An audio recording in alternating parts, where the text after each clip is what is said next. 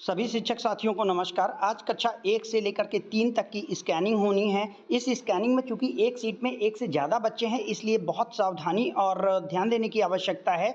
जब हम स्कैनिंग कर चुके होते हैं तो स्कैनिंग के बाद एक एक करके पेज ओपन होगा। कुछ समस्याएं हैं, जरा देखते हैं।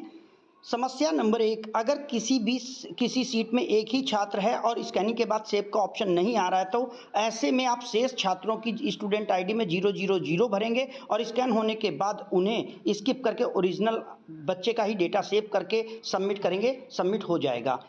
समस्या नंबर 2, अगर something went wrong, contact admin का मैसेज आपके ऐप मोबाइल पे आ रहा है, तो ऐसे में ऐप को दोबारा से इंस्टॉल करना है और फिर से स्कैनिंग करें। ऐप में बैकएंड डाटा ज़्यादा होने की वजह से आपकी स्कैनिंग सबमिट नहीं हो रही है। तो आइए अब स्कैनिंग प्रोसेस को देखते हैं। सरल ऐप को ओपन करेंगे, क्लास सेलेक्ट करेंगे। बाकी सारी चीज़ें सेलेक्ट करने के बाद जब आप अपने डैशबोर्ड पर जाते हैं तो वहाँ पे सबसे पहले हमें बच्चों की अटेंडेंस को मार्क करना होता है। जो भी बच्चे आपके हैं आप उन बच्चों को देखते जाएं और जो बच्चा आपका एब्सेंट है उस बच्चे को एब्सेंट मार्क करके नेक्स्ट के बटन को सबमिट करेंगे। जैसे ही आप सबमिट करेंगे तो आपके सामने स्कैनिंग का ऑप्शन आएगा। स्कैनिंग को कुछ इस तरीके से करेंगे कि आप फ्लैट पर सीट को रख करके मोबाइल को ऊपर उठाएंगे। जैसे ही 2 फीट के लगभग आपका मोबाइल आता है, स्कैनिंग के प्रोसेस पर ये ग्रीन घेरा बनता है, आपकी स्कैनिंग हो जाती है। इस ग्रीन इमेज के आते ही आपको मोबाइल को स्टैंड रखना है, बिल्कुल स्टडी रखना है। स्टूडेंट आईडी चेक कर लेना है। जैसे कि यहाँ पे देख रहे हैं स्टूडेंट आईडी गलत होने के कारण बच्चे का नाम नहीं आ रहा है। स्टूडेंट आईडी करेक्ट करेंगे, बच्चे का नाम आ जाएगा। फिर हमारा काम होगा, प्राथमिकता के तौर पर हम ये देख लें कि बच्चे ने जो क्वेश्चन सॉल्व किया था उसका आंसर क्लिक हुआ है कि नहीं।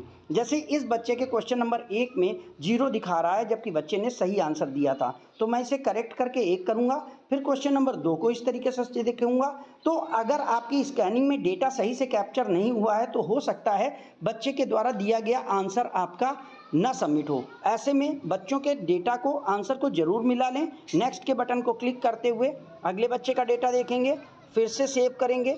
ऐसा करते करते जहाँ पर देखिए यहाँ रिकॉर्ड नंबर 2 आ रहा है, यहाँ पर रिकॉर्ड नंबर 2 के बाद आपका रिकॉर्ड नंबर 8 तक जाएगा। सारे बच्चों का रिकॉर्ड जब आपका स्कैनिंग स्टोर्ड हो जाएगा तब आपके पास ऑप्शन होगा कि आप समरी को सबमिट करेंगे। यहाँ पर सारे के सारे बच्चों का डेटा आपको स्टूडेंट आईडी पहले देखनी है। अगर बच्चे का नाम आ जाता है, इसके बाद आप उसकी स्टूडेंट आईडी के बाद आंसर्स को चेक करेंगे।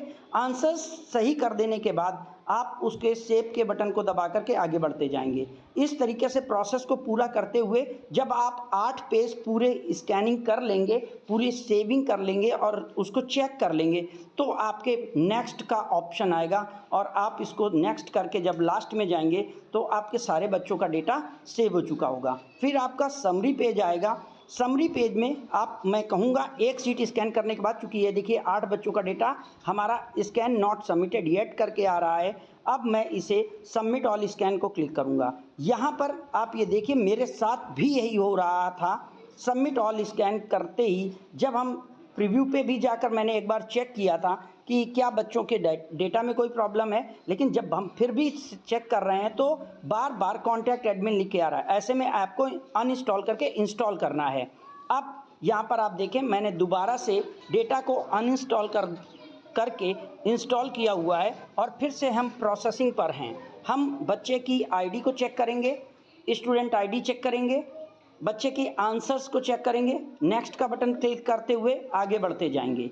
अगर हमारे सारे बच्चों का डेटा एक बार सेव हो जाता है तो हमारे मोबाइल फ़ोन पर उन बच्चों की स्कैनिंग दिखाई देती है जो स्कैनिंग हमने की। यहाँ पर देखिए सेम बच्चे का डबल आईडी ले रहा है। मैं आईडी करेक्ट कर रहा हूँ लेकिन यहाँ पर आईडी इनकरेक्ट दिखा रहा है। हम फिर से आईडी इनकरेक्ट आईडी है क्योंकि ये बच्चा हमारे पास नहीं है। नीचे हमारी इस सीट में 7 बच्चे हैं, 8वां बच्चा नहीं है। ऐसे में वो सेम आईडी को डबल ले रहा है। हम इसे फिर से क्लिक करेंगे और क्लिक करने के बाद इस स्टूडेंट आईडी को हम ब्लैंक कर देंगे और ब्लैंक करने के बाद जो नीचे आपको एक बॉक्स दिख रहा है यहाँ पर हम स्किप का बटन दबा देंगे।